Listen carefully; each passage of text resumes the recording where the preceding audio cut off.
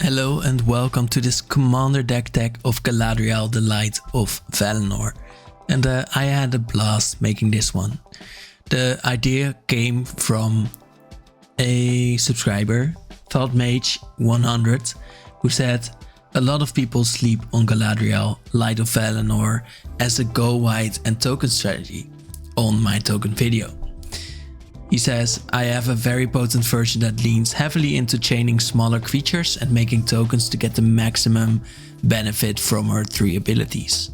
Those abilities being that Galadriel has the Alliance ability where whenever another creature enters, you get to choose one of the 3 abilities she has that haven't been chosen this turn.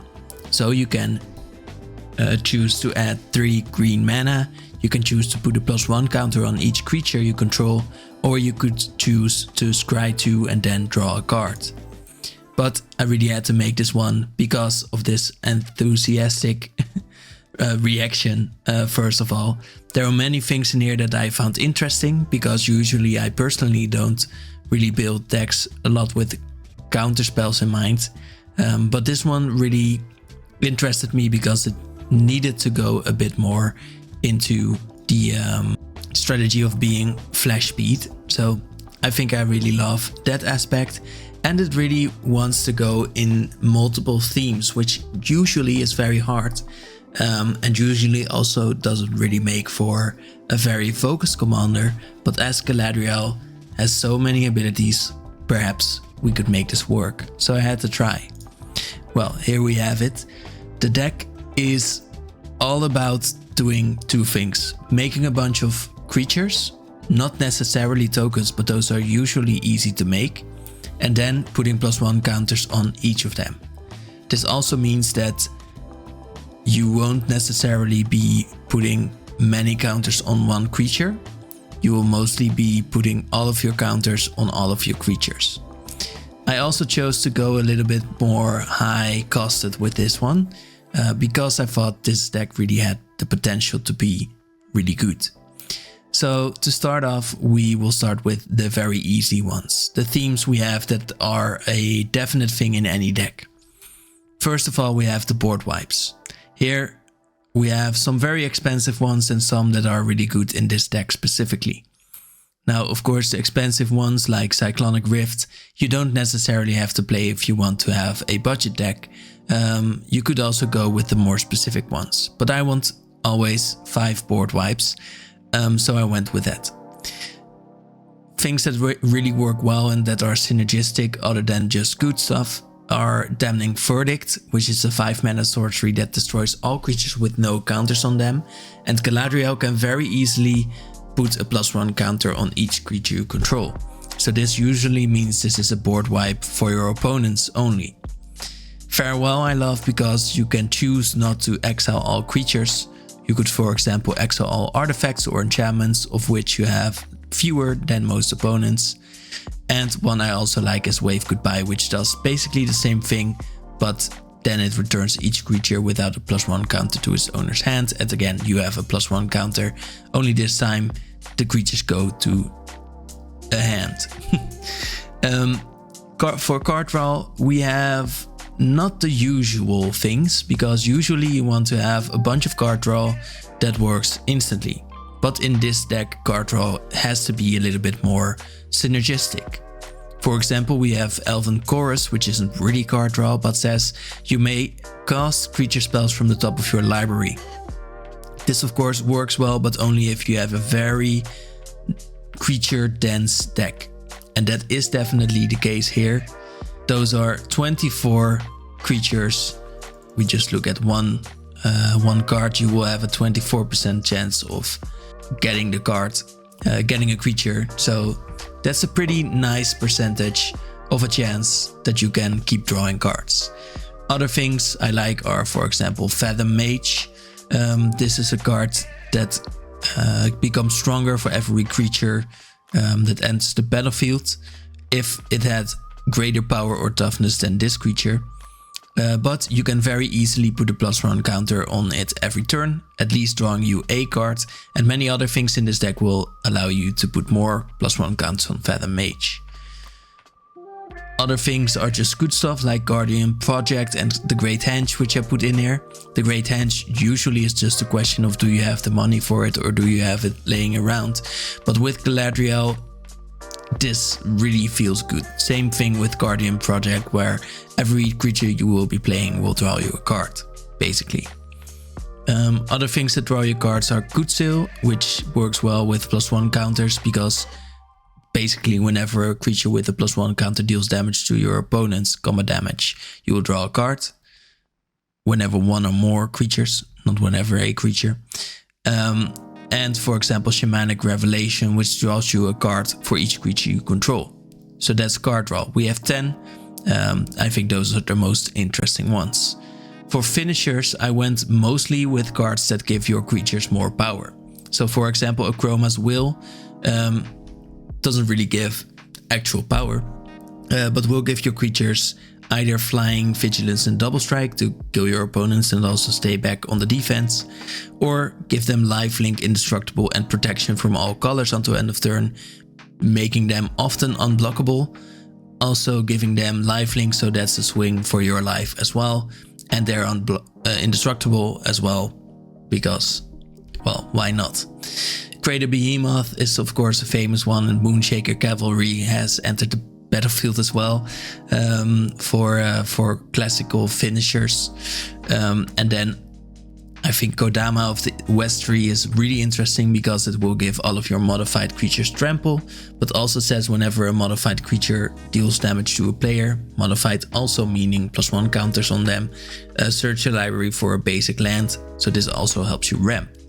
Simic Ascendancy is an alternate win con where whenever you at your upkeep have 20 or more growth counters on Simic Ascendancy, you win the game. And you get the growth counters by putting 1 or more +1 counters on a creature you control.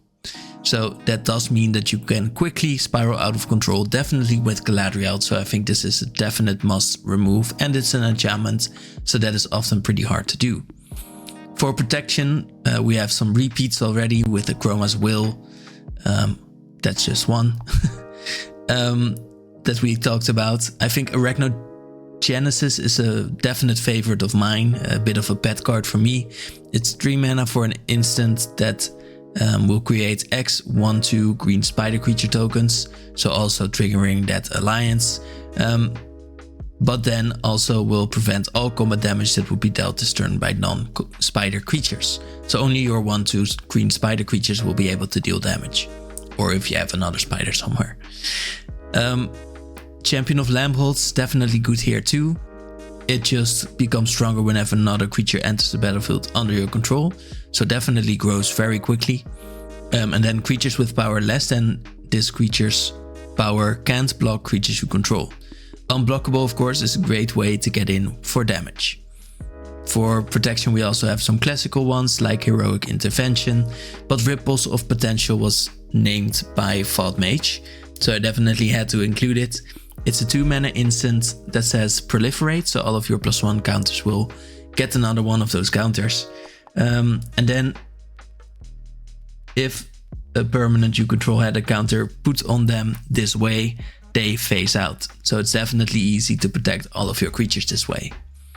For ramp, we have many creatures because it is important to have many creatures in this deck. So we have Noble Hierarch, which we usually wouldn't play. We have Birds of Paradise, which you could play, but usually people don't. The only artifact ramp I have is Sol Ring, which might seem a little bit weird, but we have enough green mana with Galadriel anyways. So I think that is warranted. And then Rishkar is very good because it will put a +1 counter on each of up to 2 creatures, so it works on its own. But also Galadriel will put a +1 counter on each creature, and then that second ability where each creature you control with a counter on it can tap for green mana will work for all of your creatures. So that is definitely strong. We talked about Kodama before, that is definitely a strong one too, with multiple purposes, which I think is the best type of card. Then moving on, we have removal, and removal, like I said, is a little bit weird because here we try to move at instant speed.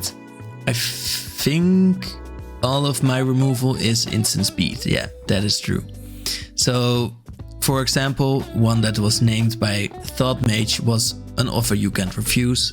A very good one. It's an uncommon, so it will stay relatively cheap, but it's a counter-target non-creature spell for just 1 mana, which is very strong. It does allow your opponents to create 2 treasure tokens, giving them a bunch of mana, but having this to counter a spell definitely makes it good. I think going with counter spells is better in formats where you are at least a little bit more focused in your decks, and you you aren't really looking for the swingy types of the games. You are looking to stop your opponents from playing out their game. So it's important, I think, to think about this, that where you are playing counters as your removal pieces, it's important, I think, to think about a little bit more high powered in your decks. Other things I have for counterspells are Counterspell itself, Negate, Swan Song, and Unified Will, another one named by Thought Mage. This one counters a spell if you control more creatures than the spell's controller, which you should do in this deck. We have some usual removal too. I went with Swords to Plowshares, of course, Path to Exile, the best ones I think in white. And then, because we don't have many options, I went with Generous Gift, Beast Within, and those types of removal spells. You could also go Bouncing, but that of course doesn't always win you the game in the long run. And I have Aura Mutation because it also gives you a few tokens, which will also then trigger your commander. Also, it allows you, of course, to destroy target enchantments. For synergy, I have 2 ways that I wanted to create synergy in this deck. One is +1 counters and the other is tokens. For tokens, I didn't go too ham. We have a few things that work with it, usually that just create tokens, but I didn't go hard on things that just work with tokens, like doubling them or stuff like that.